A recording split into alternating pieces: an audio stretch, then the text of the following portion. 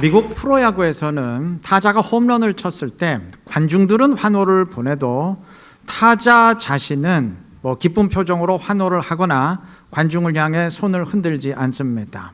자기 편 덕아웃에 들어간 뒤에는 환호를 해도 그라운드에서는 그저 덤덤한 표정으로 베이스를 돌 뿐입니다. 그 이유는 상대의 입장을 배려하기 위함입니다. 타자 본인이야 홈런을 쳤으니 더할 수 없이 기쁘겠지만 상대 투수는 어떨까요? 홈런을 맞았으니까 극히 상심될 것 아닙니까? 그러니까 상대 선수의 입장을 배려하는 차원에서 환호를 자제해 주는 것입니다. 나의 입장과 상대의 입장은 다를 수 있어요. 똑같은 일이라도 나에겐 기쁨이 되지만 상대에겐 슬픔이 될 수 있고, 내 입장에선 대수롭지 않은 일이지만 상대의 입장에서는 상당히 중차대한 일이 될 수도 있는 것입니다. 다니엘이 바벨론의 포로로 끌려갔을 때 왕이 내린 음식을 거부하고 채식만 했습니다. 당시 바벨론 사람들의 입장에서는 그냥 아무거나 먹으면 되지 그깟 음식이 뭐 그렇게 중요하다고 라고 생각했겠지만 다니엘의 입장은 절대 그럴 수 없었습니다. 율법의 음식법을 철저히 준수하는 다니엘의 입장에서는 그건 너무나도 중요한 문제였습니다. 얼마 전에 발생한 튀르키예 지진으로 정말 너무 많은 사람들이 생명을 잃고 또는 이재민이 되었죠. 세계 각국에서 구호품을 전달하고 있는데 음식 가운데에서는 쉽게 먹을 수 있고 오래 보관할 수 있는 통조림이 단연 인기라고 합니다. 단, 햄 통조림이나 라면은 정중히 거절한다고 합니다. 왜냐하면 그 지역 사람들의 대부분은 종교적인 이유로 돼지고기를 먹지 않아요. 라면도 그 지역에서는 돼지고기 성분을 뺀 라면만 판매를 하는데 여기서 보내는 라면은 그렇지 않기 때문에 거절한다고 합니다. 우리 입장에선 통조림 햄이야 돼지고기가 주 원료니까 거절하는 거 이해가 되는데 라면은 그건 밀가루로 만든 건데 그깟 라면에 돼지고기 성분이 들어가니까 도대체 얼마나 들어갔다고 그걸 거절한다는 말이냐 할 수 있지만 그 사람들의 입장은 절대 그렇지 않다고 합니다. 내 입장과 상대의 입장은 다를 수 있는 겁니다. 오늘 본문은 바울 사도가 예루살렘을 방문하는 장면을 소개하고 있는데 예루살렘 교회 야고보는 바울을 영접하면서 한 가지 부탁을 합니다. 20절 이하의 내용처럼 당시 유대 기독교인들 가운데에는 바울 사도가 할례와 유대인의 여러 관습을 부정하면서 율법을 대적하고 있다 여기는 사람들이 있었습니다. 물론 이것은 오해입니다. 바울은 할례와 유대인의 관습들을 구원의 조건으로 주장한 그걸 반대하는 것이지 그 자체를 반대하는 것은 아니에요. 그게 그거 아닙니까? 하실 수 있으면 아니요. 이 둘은 전혀 차원이 다릅니다. 제가 이런 예를 한번 들어볼게요. 만약 오늘날 어느 침례교회는 세례를 베풀 때 우리처럼 물 한 방울 찍는 게 아니고 완전히 몸 전체가 물속에 풍덩 빠지죠. 들어가죠. 침례를 받죠. 만약 그러한 침례교회가 우리는 세례를 베풀 때 물속에 완전히 잠기는 침례를 계속 행한다. 그것은 우리의 오랜 전통이다 한다면 아무 문제될 거 없어요. 뭐가 문제입니까? 제 아들도 침례 받았어요. 받게 했어요. 뭐가 문제예요? 다니는 학교에서 침례 받는다 그래서 받으라 그랬어요. 뭐가 문제입니까? 그런데 만약 침례를 구원의 조건으로 주장하면서 너희 장로교인들과 순복음교회 교인들은 침례 안 받았지. 그러니까 구원받을 수 없고 천국 못 들어간다 그러면 그건 아니죠. 그건 당연히 반대해야죠. 이 경우 침례 자체를 반대하는 게 아니에요. 침례를 구원의 조건으로 주장하는 것을 반대하는 것이죠. 이 둘은 전혀 차원이 다른 문제입니다. 그러니까 율법에 대한 바울의 태도 역시 마찬가지예요. 할례는 유대인의 표징인데 나는 유대인으로서 이를 소중히 여기겠다.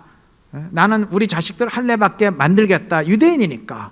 그리고 나는 유대인으로서 이러한 관습들을 소중히 여기고 행하겠다 그러면 아무 문제될 게 없어요. 뭐가 문제입니까? 유대인의 문화인데.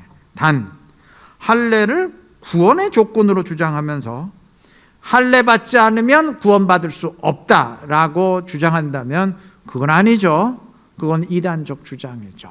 바울은 그러한 이단적 주장을 반대한 것이지 율법 자체를 반대한 게 아니에요. 이건 전혀 차원이 다른 문제입니다. 그런데도 유대 기독교인들 중에는 바울이 율법 자체를 공격하면서 이스라엘의 민족성을 부정하고 있다, 이렇게 오해한 사람들이 있었습니다. 이러한 상황에서 야고보는 지금 유대인들의 이러한 불편한 마음을 바울이 행동으로서 좀 잠재워 줄 수 없겠느냐 부탁을 합니다. 지금 율법에 따른 서원을 한 사람이 4사람 있는데 그들을 데리고 결례 의식을 행하고 비용도 대신 지불해 줄 수 없겠느냐 부탁을 합니다. 그렇게 하면 이를 보고 유대인들도 바울이 율법을 부정하거나 공격하는 사람이 아니었구나, 바울도 율법을 존중하는 사람이구나 하면서 다쳤던 마음을 풀지 않겠느냐 하는 제안입니다. 자, 바울의 입장에서는 이러한 제안이 자칫 황당하게 느껴질 수 있어요. 아니, 오해는 저들이 하고 있는데 저들이 풀어야지 왜 내가 이런 일을 해줘야 돼? 심히 못마땅할 수 있어요. 하지만 바울은 야고보의 제안을 수락합니다. 그리고 26절 말씀처럼 바로 그 다음 날 율법에 따른 결례 의식을 행합니다.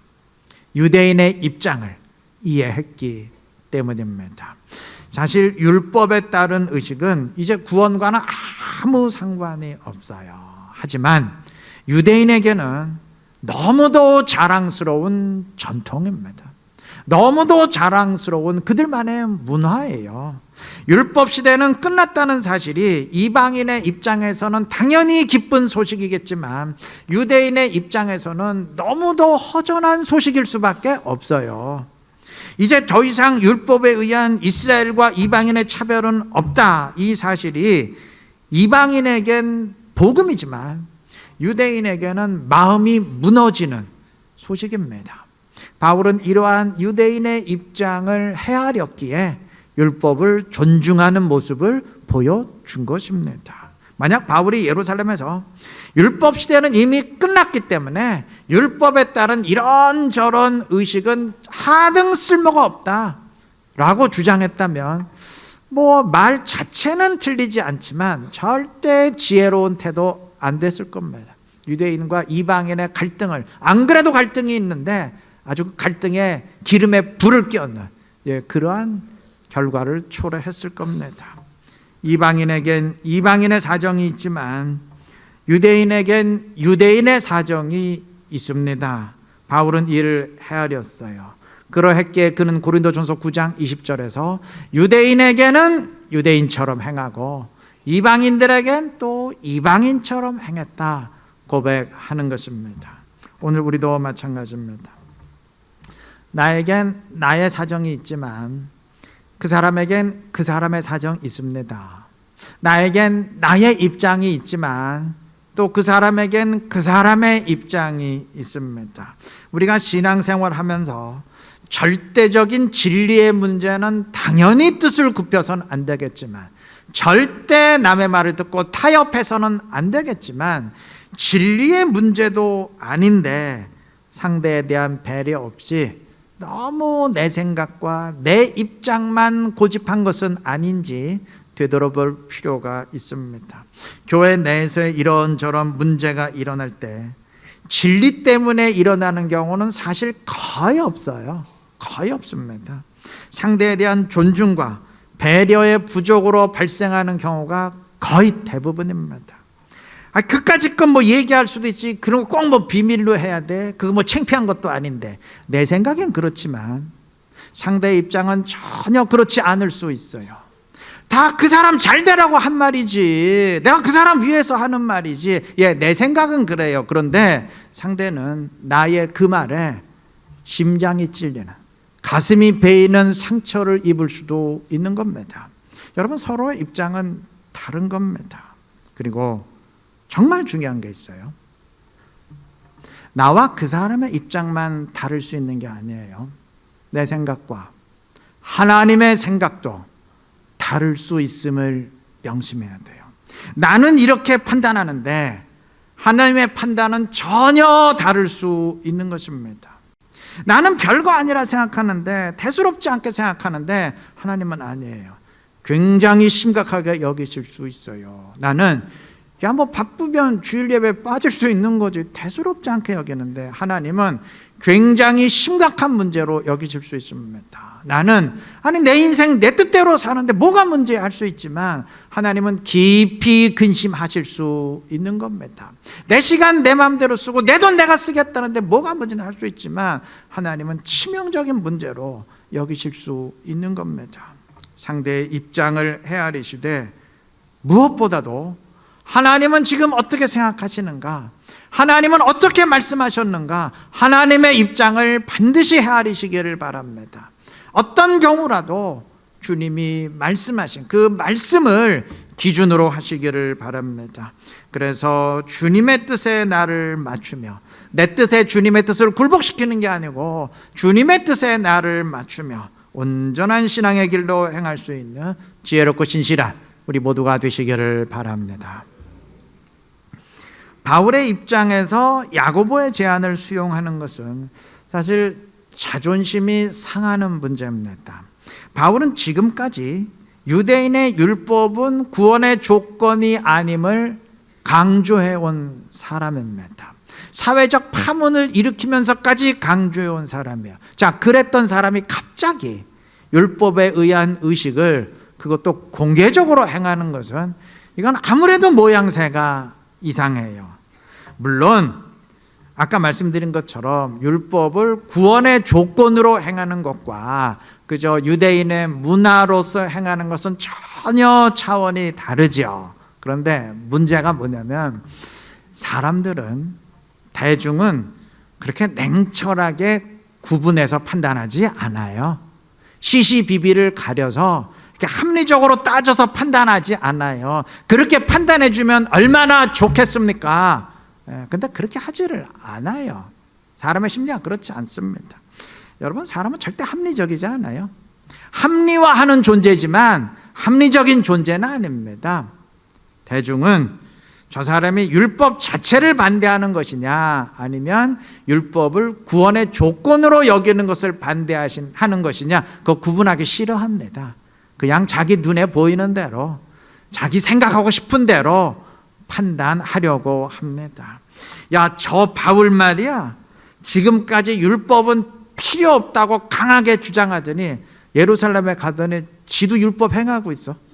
아니, 이방인에겐 율법 지킬 필요 없다고 막 주장해서 환심을 사더니 이제는 또 예루살렘에 가서 자기도 율법 지킨다고 아부를 하고, 사람이 왜 이렇게 간에 붙었다 쓸개 붙었다가 얍삽해, 완전 기회주의자 아니야, 비난을 퍼붓을 수 있어요.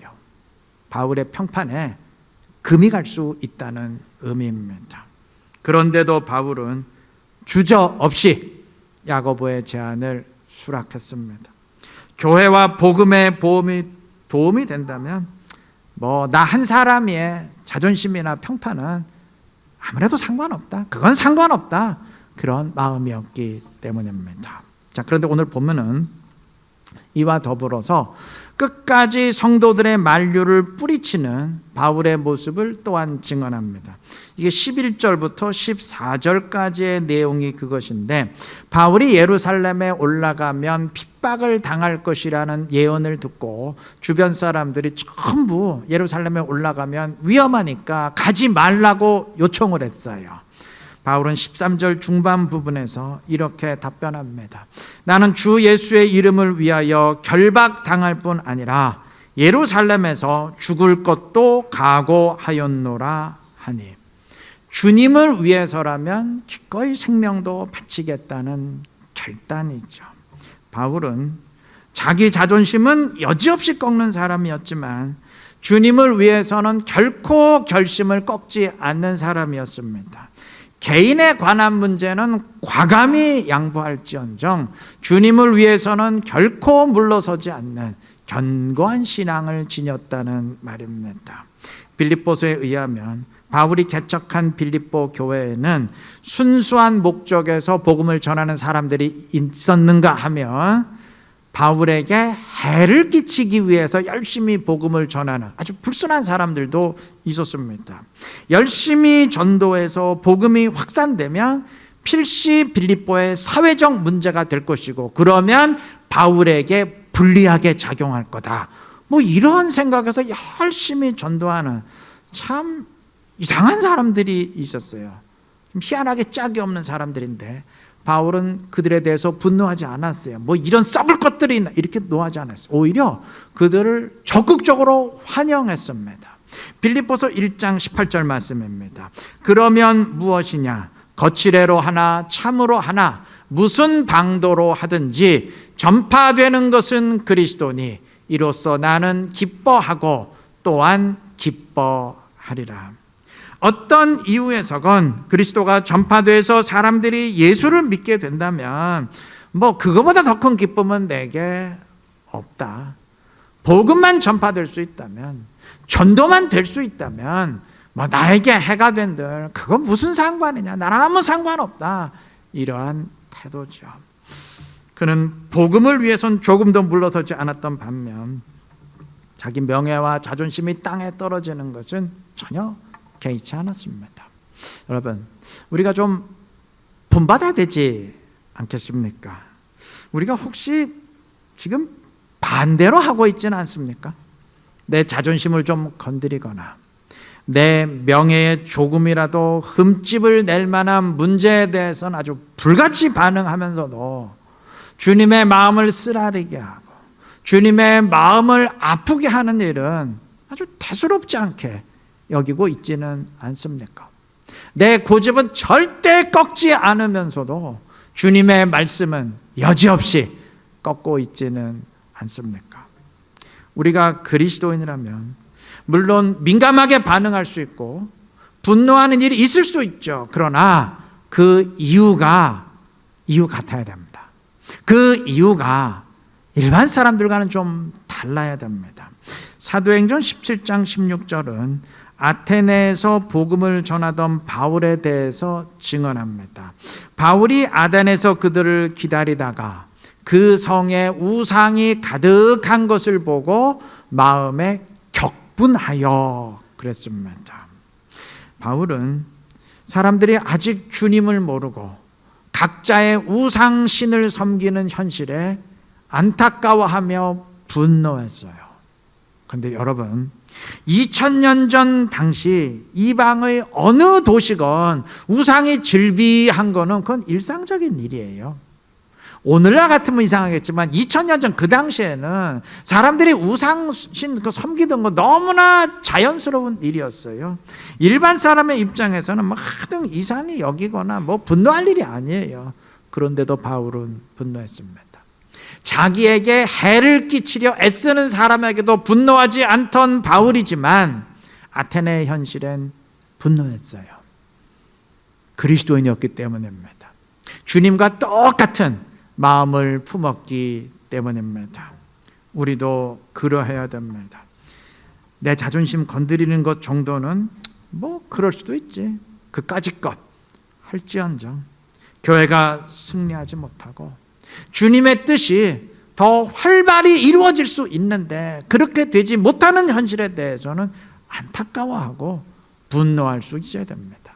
그 반대가 되어선 안 될 겁니다. 나 자신에 대해서도 지금까지 10년, 20년 신앙생활 하면서 단 한 명도 전도해 본 적이 없다면 야, 내가 이거 이래서 해야 되겠나, 좀 통분해야 되지 않겠습니까? 왜 우리가 바울처럼 하지 못할까요? 바울은 분노했지만 우리는 무감각하기 때문입니다. 바울은 마음 아파했지만 우리는 별 감정이 없기 때문입니다. 주님의 마음 품으시기를 바랍니다. 주님이 마음 아파하는 일에 우리도 함께 마음 아파하고 주님이 간절히 원하시는 일에 우리도 함께 집중할 수 있기를 바랍니다. 주님이 뭘 간절히 원하시는지, 가장 우리에게 원하시는 사명이 무엇인지는 이미 다 아실 겁니다. 그러니까 우리가 좀 세랭복 축제도 하고 있는 것 아니겠어요? 주님의 마음을 똑같이 품으시기를 바랍니다. 그래서 우리의 뜻이 아니라 주의 뜻을 이루고 주님의 이름을 높일 수 있는 지혜롭고 복된 우리 이루는 게 모든 성도님들 되시기를 바랍니다. 본문 19절의 증언에 따르면 바울은 예루살렘 교회에 문안한 뒤 하나님이 자기의 사역으로 말미암아 이방 가운데서 하신 일을 낱낱이 말했다 했습니다. 자, 이 증언에 따르면 지금 바울 사역의 주체가 누군가요? 하나님이죠. 주어가 하나님이에요.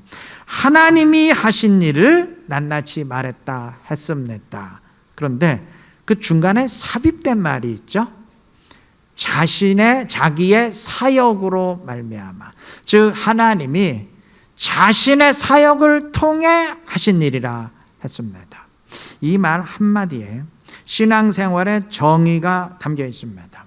그리스도인의 모든 일은 내가 하는 것 같지만 사실은 하나님이 하시는 일이 되어야 합니다. 이걸 바꾸어 말하면 하나님이 하시는 일이지만 나를 사용하셔서 하시는 일이 되어야 됩니다. 이루는 교회가 만들어가는 역사 같지만, 우리가 뛰어서 만들어가는 역사 같지만 사실은 주님이 우리를 통해서 이루시는 역사가 되어야 합니다. 바울 사도는 빌립보서 1장 5절에서 빌립보 교회의 헌신을 칭찬합니다. 너희가 첫날부터 이제까지 복음을 위한 일에 참여하고 있기 때문이라. 주어가 너희죠. 너희가 하고 있다. 빌립보 교회 성도들 너희가 하고 있다 그랬어요. 그런데 똑같은 일을 말하면서 그 다음 절에서는 이렇게 말합니다. 6절, 너희 안에서 착한 일을 시작하신 이가 그리스도 예수의 날까지 이루실 줄을 우리는 확신하노라. 자, 똑같은 일을 말하는데 5절에서는 주어가 너희고 그 다음 6절에서는 너희 안에서 착한 일을 시작하신 이 누군가요? 주님이시죠. 왜 똑같은 걸 말하면서 한 번은 주어를 너희로 말하고 한 번은 주님으로 말할까요? 이유는 다 아시죠? 주님이 하신 일이지만 이들을 통해 하신 일이고, 이들이 한 일이지만 주님이 그들을 통해 하신 일이기 때문입니다. 사도행전 3장에서 베드로와 요한은 걷지 못하는 자를 일으켜 세웠습니다. 누구의 능력이 그를 고친 것인가요?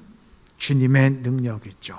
그런데 그 사람을 일으켜 잡아 세운 손은 누구의 손입니까? 베드로의 손입니다.